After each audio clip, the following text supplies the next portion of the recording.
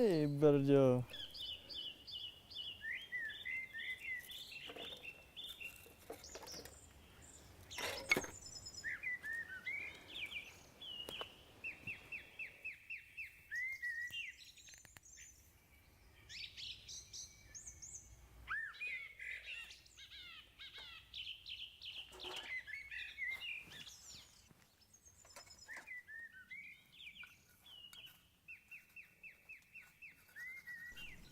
Som tu už 21 dní. Veľakrát som uľutoval niečo, čo som spravil, pretože som impulzívny a tvrdohlavý. Ale to, že som odišiel, to neľutujem.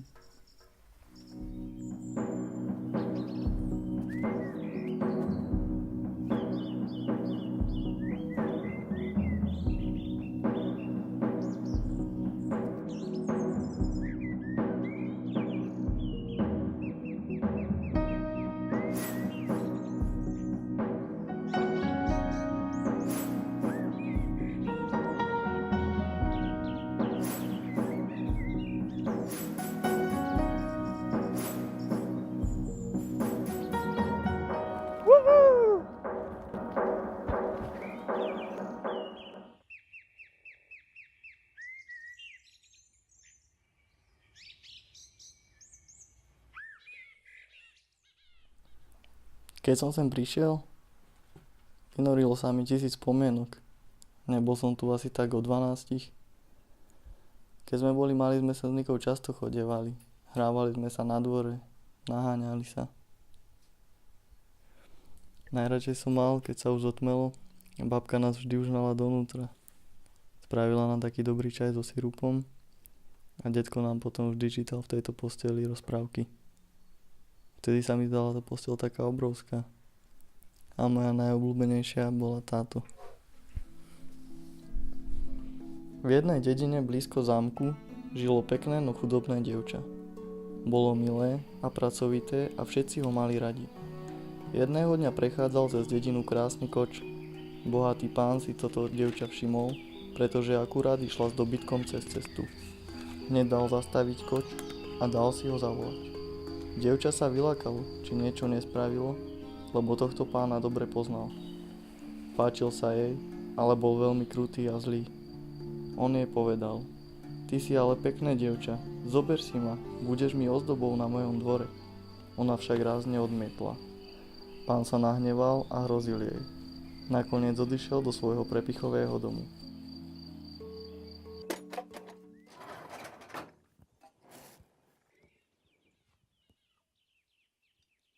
Najviac som sa tu tešil, ako si od všetkého a od všetkých oddychnem.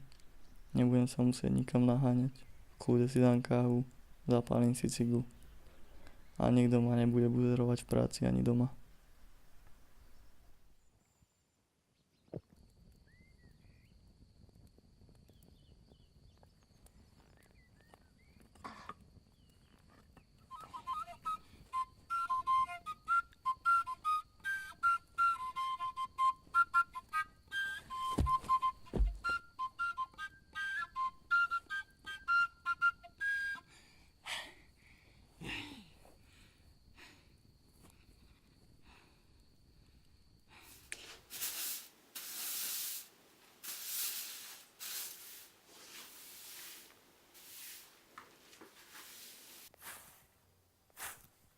Po pár dňoch, čo som tu strávil, som sa cítil úplne parádne. Žiadny zhon, všade iba príroda naokolo. A tak som si myslel, že tu ostanem žiť. A keď tu ostal môj dedo, tak prečo by som nemohol ostať aj ja tu. Niečo si zasadím, vypestujem a kúpim si sliepky.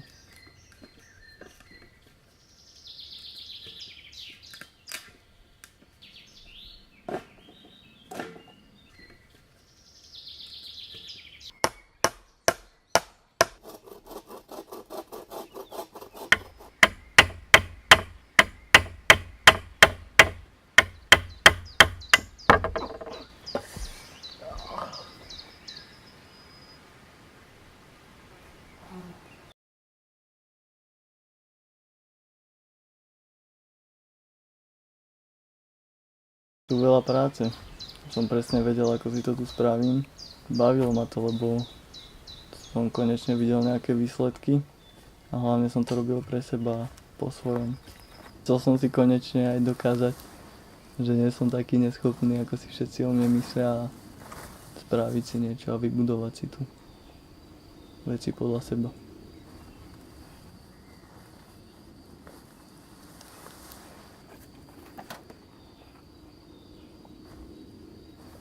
Sme si s detkom tu robili takú koláž z vecí, čo sme našli v lese.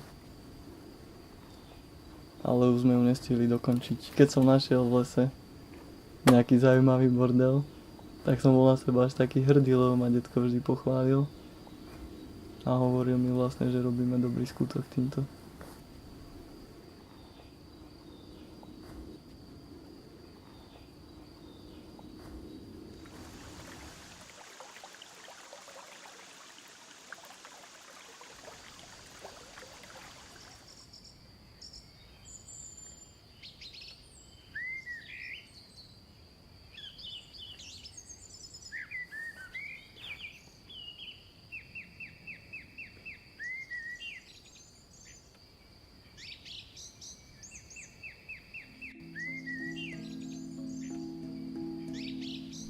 Žil si ako král.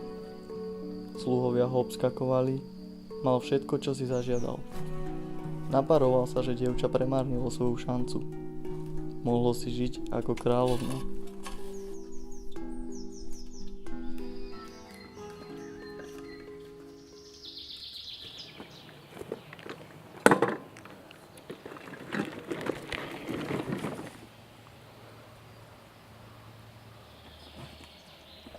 Od začiatku mi tu nechybalo nič. Ale teraz, keď som tu už dlhšie, tak mi chýba aj to pivo s kamošmi.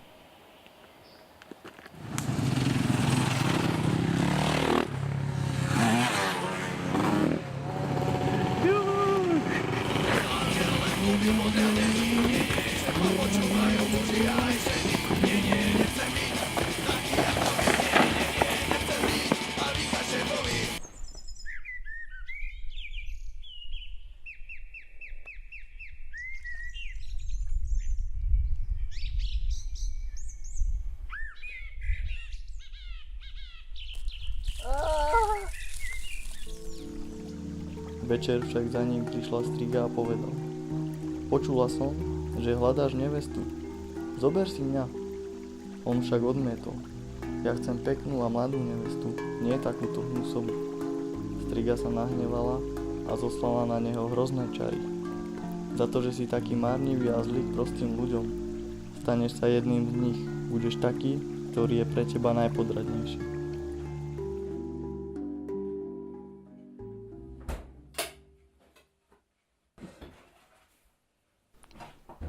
Asi som si to trochu zidealizoval. Myslel som si, že sa tu ľahšie uživím. Ale keď asi nemá ani tú posratú rybu chytiť. Bez jedla by som to ako tak vydržal. Ale keď už mi došli cigy do toho obchodu, som musel ísť. Ale je to tu stále lepšie ako doma. Keď na čo byť na mieste, kde človeka veľa vecí ani nebaví. Robotu som mal na prd. Plátovo to tiež bolo zle. A ešte aj sústavné hádky s našimi. No a kamoši, čo mám? Tí sú skôr takí, že idú len do roboty a na pivo a mňa už takýto život prestal baviť.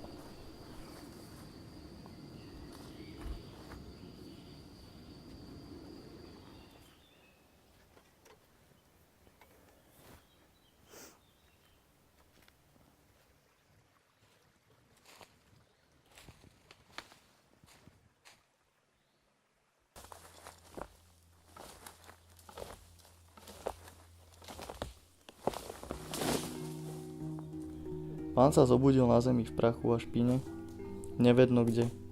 Už nebol pán, bol žobrák v otrhaných šatách. Po 3 rokoch túlania sa prišiel do dediny, ktorú poznal. Keď prechádzal cez cestu, uvidel tú peknú dievčinu, ktorá sa mordovala s ťažkými súdmi vody.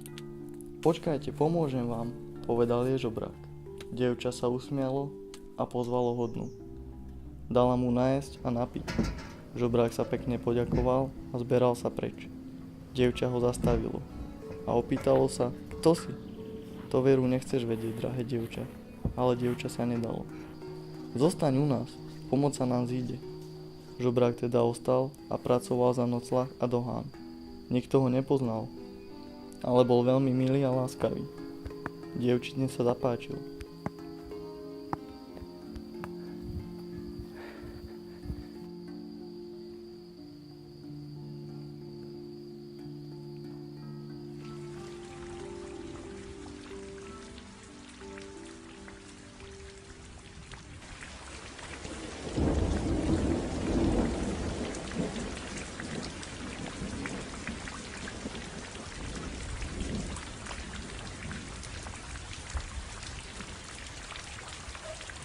Vieš, mama mi nakoniec nechcela až tak zle.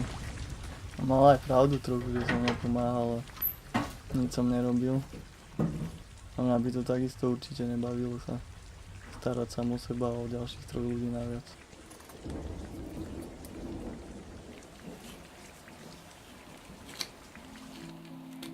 Sedem dní a 7 nocí naliehala, nech jej len povie, kto je. Žobrák teda privolil a odhalil jej svoje tajomstvo. Dievča ostalo v šoku, no zároveň bolo šťastné.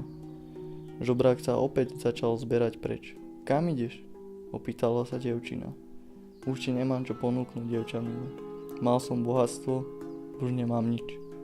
Stále by som ťa chcel za ženu, ale kto už by len chcel takého žobráka ako som ja. Dievča ho zastavilo a podalo mu ruku. Boli predsa spolu a to bolo jediné, na čom im záležalo.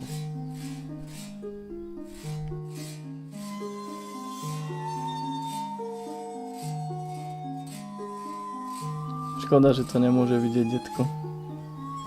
On to už nie je ani taká sranda, ako keď sme to vyrábali spolu. A už vlastne aj chápem, prečo babka odišla, keď detko zomrel. Ono to nie je šťastie, keď sa človek nemá o tie pekné veci s kým podeliť.